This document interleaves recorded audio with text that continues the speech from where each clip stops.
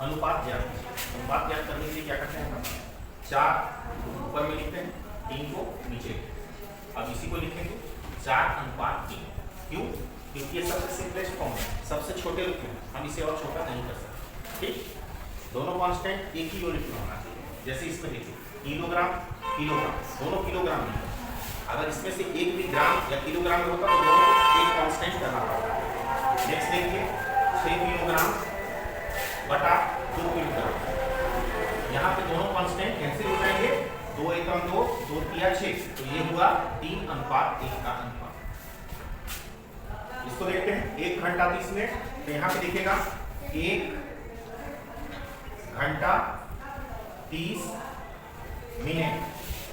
यहाँ पे हमारे जो दोनों कांस्टेंट हैं, ये दोनों इकाइयाँ हैं अलग अलग दी गई हैं, 1 घंटा में और 1 मिनट में।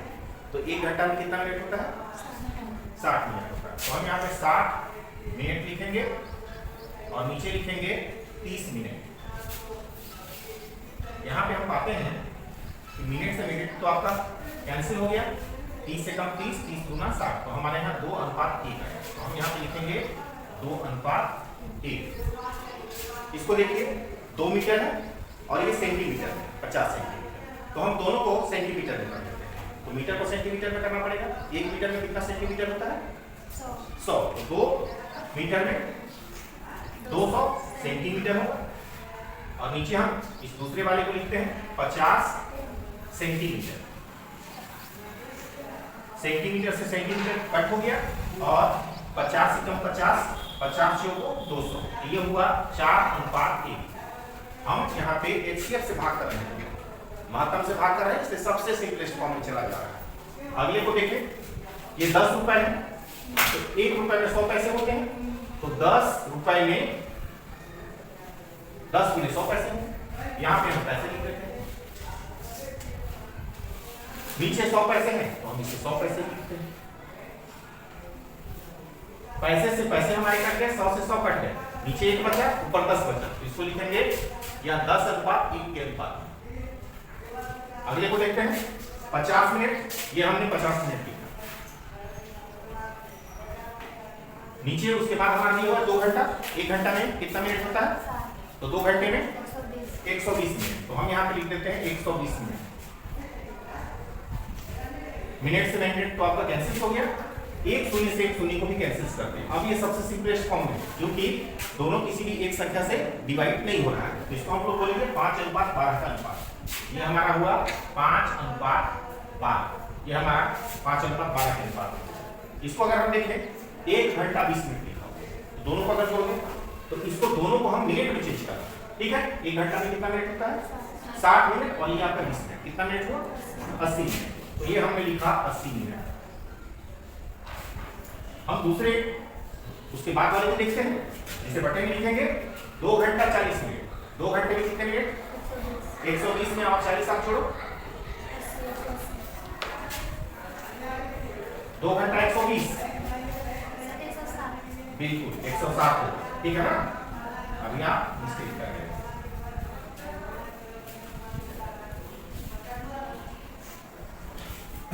160 मिनट हमने लिख दिया, ये दोनों आपका कैंसिल हो गया, 80 एकम 80, 80 गुना 160, तो ये हमारा आया 1:2 के अनुपात।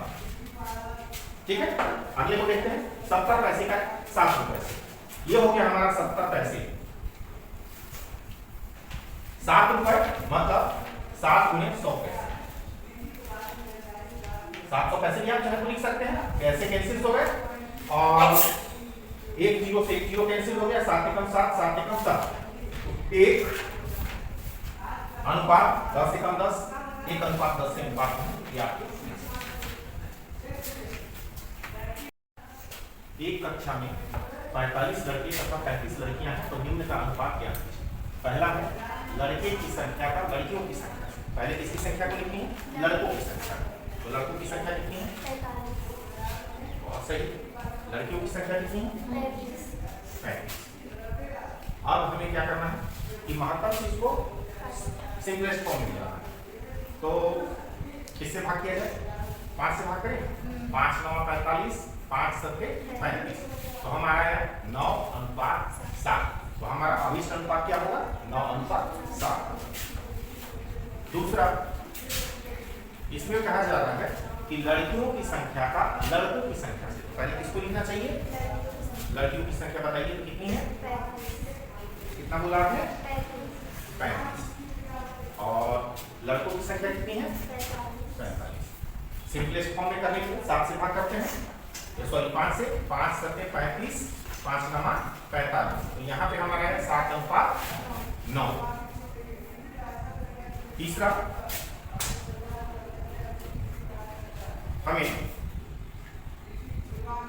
लड़कों की संख्या का कुल विद्यार्थियों की संख्या से अनुपात निकालना है। तो लड़कों की संख्या कितनी है? 45। और कुल विद्यार्थियों की संख्या मतलब लड़का और लड़की दोनों मिलाकर के कितने हैं? 80 हैं। चलिए, तो हम यहाँ पे लिखते हैं 45 जोड़ 35 बराबर 45/80। ठीक है, अब इसे हम 5 से भाग करते हैं, तो ये हो गया 5 9 45 और ये 16 बार में कट गया। ठीक है, 9/16 ये सिंपलेस्ट फॉर्म है, किसी से कटेगा नहीं कटेगा, तो हम इसको लिखेंगे अभिष्ट अनुपात 9:16 है, यही इसका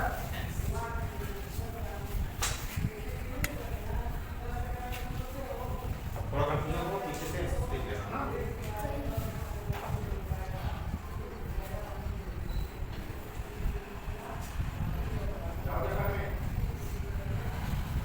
क्या हुआ? 12 वर्ष है तो तनु की वर्तमान आयु 8 वर्ष है। तो निम्नलिखित का अनुपात क्या है? पहला, ललिता की वर्तमान आयु का तनु की आयु, तो ललिता का वर्तमान आयु कितना? 12 वर्ष। तनु की वर्तमान आयु कितनी है? 8 वर्ष। अब ये कैंसिल हो गया, ये हो गया 4 × 8 4 × 12। तो यहाँ पे हम देखते हैं कि 3 अनुपात होता है। अब अगर हम दूसरे प्रश्न को देखें तो यहाँ पे हम पाते हैं तनु की वर्तमान आयु का ललिता की आयु से, तनु की वर्तमान आयु कितने वर्ष है? 8। और ललिता की वर्तमान आयु 4 × 8 4 × 12, ये हुआ 2:3। ठीक है, तीसरे को देखते हैं। ललिता की वर्तमान आयु का, ललिता की वर्तमान आयु कितनी है? 12 वर्ष। दूसरा है दोनों की आयु के योग से, तो दोनों की आयु का योग कितना होगा? 12 8 20। यहाँ पे हम लिखते हैं 12/20। अब ये दोनों किससे डिविजिबल है? 4 × 12 4 × 5 20। तो यहाँ पे हम पाते हैं कि 3:5 का अनुपात होगा और उसकी छाया 16 मीटर है। सामान्य स्थितियों में उस पेड़ की ऊंचाई ज्ञात कीजिए जिसकी छाया 12 मीटर। ये आपका बिजली का खंभा 28 मीटर है, तो उसकी परछाई जो है, छाया जो है वो 16 मीटर की है। एक पेड़ जिसकी ऊंचाई हमें ज्ञात करनी है, उसका छाया जो है 12 मीटर। तो यहाँ पे हम पाते हैं कि खंभे का अनुपात क्या है? 28:16। और हम पेड़ का अनुपात को देखें तो पहले क्या है? खंभे का, वैसे ही पेड़ का, तो पेड़ का ऊंचाई 1 मीटर हमने यहाँ पहले ही ले लिया, और दूसरा उसकी परछाई 12 मीटर, ये आपका 12 है। यहाँ पे क्या करते हैं हम? इसका मल्टीप्लाई इससे करते हैं 16x, और डायगोनल मल्टीप्लाई इसका इससे करते हैं। यहाँ पे हम देखते हैं x 28/12, 28 × 12/16। अब हम यहाँ क्या करते हैं? ये 4 से इसको काटते हैं, 4 चौको 16, 4 × 12, 4 × 4 4 × 7 28, 17 21। इसका मतलब कि वो जो पेड़ है वो हमारा 21 मीटर का होगा।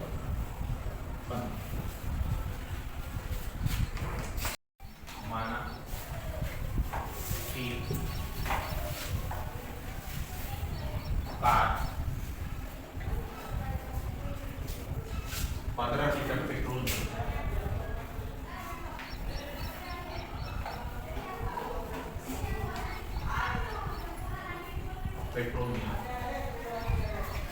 x किलोमीटर की दूरी तय करिए।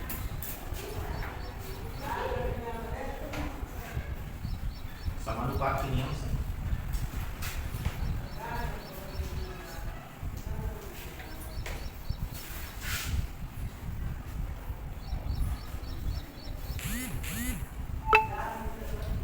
10 लीटर तो 100 किलोमीटर, 15 लीटर तो x किलोमीटर। इसका मल्टीप्लाई इससे कीजिए, इसका मल्टीप्लाई इससे कीजिए, इसका मल्टीप्लाई किए तो हो गया 10x, इसका मल्टीप्लाई किए 100 गुने 15, x बराबर 100 गुने 15 बटा 10, 10 कहाँ में 100, x बराबर 15 कहाँ में 150 किलोमीटर की दूरी को तय करें।